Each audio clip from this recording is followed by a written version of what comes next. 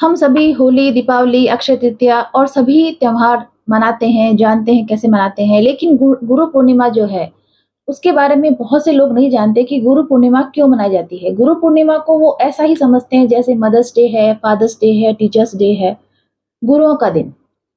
जबकि ऐसा नहीं है। इसके पीछे कुछ साइंटिफिक फैक्ट्स हैं, जो आज की इस वीडियो में आपको बताऊँगी, जो शायद आपको नहीं पता होंगे।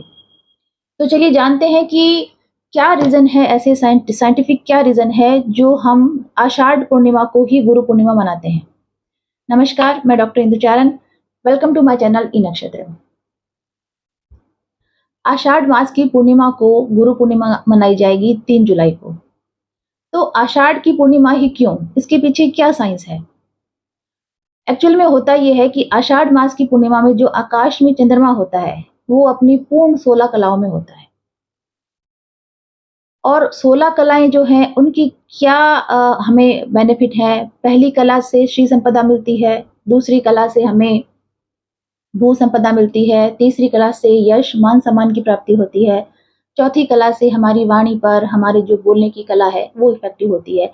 इस तरह सभी कलाएँ होती हैं जिनका अलग-अलग इफ़ेक्ट हमारी बॉडी पर, हमारी लाइफ़ पर पड़ता है। तो आषाढ़ मास की पूर्णिमा के दिन जब चंद्रमा आकाश में खिलता है, तो उसकी जो एनर्जी, आकाश में जो कॉस्मिक एनर्जी है, जो यूनिवर्स में कॉस्मिक एनर्जी है, वो अपनी हाई वाइब्रेशन पे होती है। मैंने आपको लास्ट बहुत सी वीडियो में बताया है कि एवरीथिंग इज़ एनर्जी, सब कुछ एनर्जी है। महान वैज्ञानिक निकोला टेस्ला भी यही कहते हैं कि अगर आपको यूनिवर्स के सीक्रेट जानने हैं, तो अपनी सोच को वाइब्रेशंस और फ्रीक्वेंसी में कन्वर्ट करें। आपकी जो सोच है, आपके जो विचार हैं, उनकी वाइब्रेशंस को समझें आप, तब आप यूनिवर्स के सीक्रेट को समझ पाएँगे। तो उस दिन जो है कॉस्मिक एनर्जी जो है उसकी हाई वाइब्रेशन होती है, क्योंकि चंद्रमा अपनी पूर्ण कलाओं में होता है, कंप्लीट पूरा होता है, फुल मून डे जिसे बोलते हैं। उस दिन क्या होता है जब हम खुले आसमान के नीचे बैठते हैं, तो हमारे जो बॉडी के 7 चक्रास होते हैं, कौन-कौन से बॉडी के 7 चक्रास? रूट चक्र है, सोलर प्लेक्सस है, सैक्रल सोलर प्लेक्सस, हार्ट चक्र, थ्रोट चक्र, थर्ड आई चक्र और क्राउन चक्र। ये जो 7 चक्र हमारी बॉडी में होते हैं, वो हील होते हैं।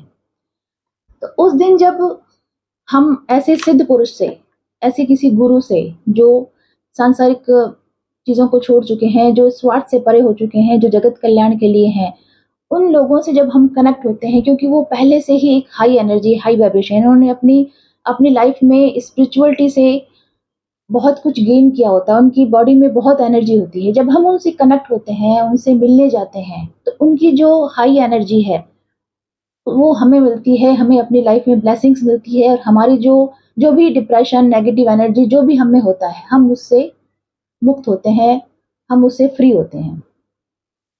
तो गुरु पूर्णिमा इसलिए मनाई जाती है और इस दिन गुरुओं से मिलने का, उनकी पूजा अर्चना करने का ये दिन है। इसकी और भी रीज़न है। सेकंड, इस दिन जो है गुरुओं की जब पूजा की जाती है, तो उनकी चरण स्पर्श करते हैं, उनके चरणों की पूजा की जाती है। तो इसके पीछे क्या साइंस है?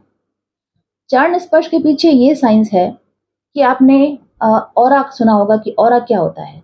हम सभी जानते हैं कि इस जो पूरी दुनिया में सभी चीज़ें एनर्जी है और हर चीज़ की अपनी एक एनर्जी फ़ील्ड होती है, एक ऑरा होता है।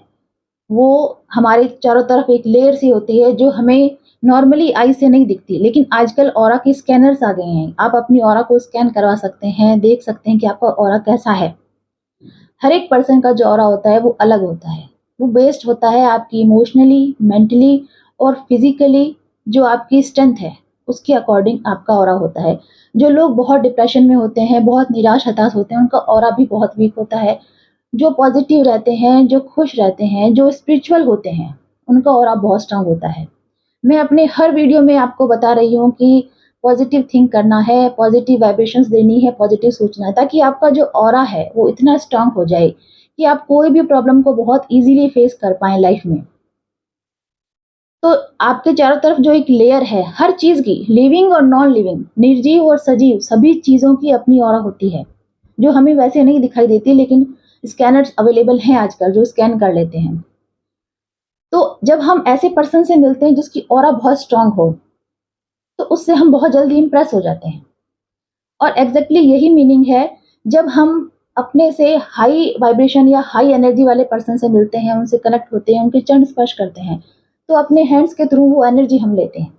तो जब आप अपने गुरुओं, अपने धर्म गुरुओं या जो भी आपने अपने मन में बना रखे हैं कि ये मेरे गुरु हैं, उनके जब आप चरण स्पर्श करते हैं, तो उनकी एनर्जी, उनकी हाई एनर्जी आपको मिलती है।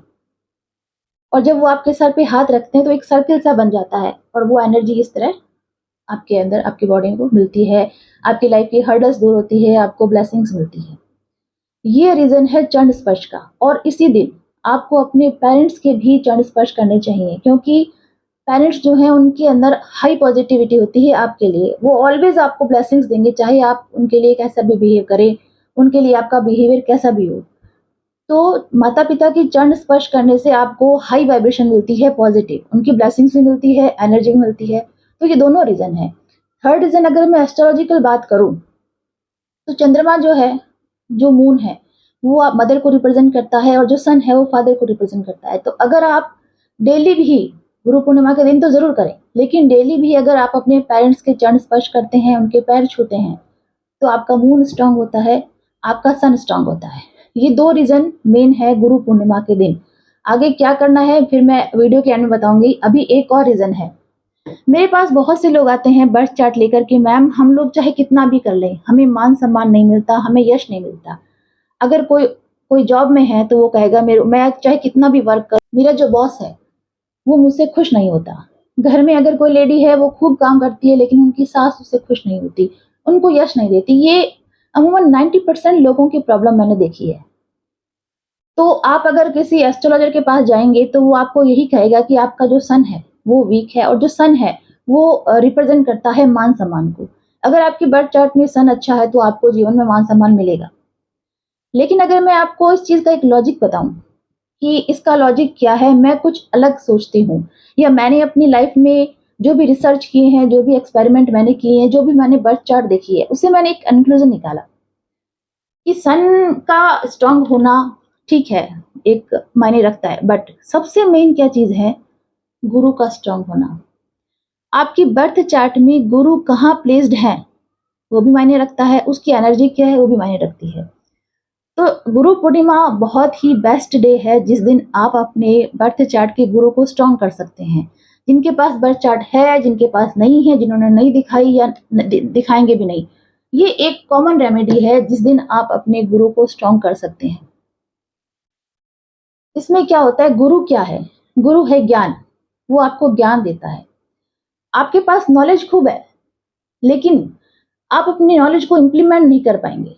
सबको पता है कि मॉर्निंग वॉक करना चाहिए, मॉर्निंग में एक्सरसाइज करनी चाहिए, लेकिन कितने लोग करते हैं? नॉलेज सबको है, लेकिन जब तक उसका इम्प्लीमेंट नहीं होगा, वो ज्ञान आपका कहाँ काम आएगा? तो गुरु क्या है? गुरु ज्ञान देता है, जो आपके पास नॉलेज है, उसको इम्प्लीमेंट कराएगा गुरु। गुरु बहुत ही शुभ ग्रह है, नैसर्गिक शुभ ग्रह है। और अगर गुरु अच्छा है आपके बर्थ चार्ट में, तो आप अपनी लाइफ में आगे ही बढ़ेंगे। सभी चीज़ें आपको लाइफ में मिलेगी, तो गुरु का स्ट्रॉन्ग होना बहुत ज़रूरी है। और अब मैं आप रेमेडी से बता रही हूँ आपको कि क्या रेमेडी आपको करनी है इस दिन। जिनके गुरु हैं, जो जीवित हैं, उनसे आपको मिलना है, उनके लिए पीली मिठाई, पीले फूल या पीले फूलों की माला या पीले वस्त्र उनको लेके जाएँ, उनका आशीर्वाद लें, उनकी पूजा अर्चना करें। और जिनके भी गुरु जो हैं वो ज़िंदा नहीं हैं, तो वो अपने घर के जितने भी देवी-देवता हैं, उनको गुरु मानकर उनकी पूजा अर्चना कर सकते हैं। आपको कुछ नहीं करना, मंदिर में आपको पीला कपड़ा बिछाना है, पीले फूल चढ़ाने हैं, पीली मिठाई या पीला कलर का कोई भोग लगाना है और पीले फूल जो हैं उनको अर्पित करने हैं। इतना भर भी अगर आप कर लेते हैं, तो आपके बर्थ चार्ट के जो गुरु के जो दोष हैं, वो दूर हो जाएँगे। Thank you so much.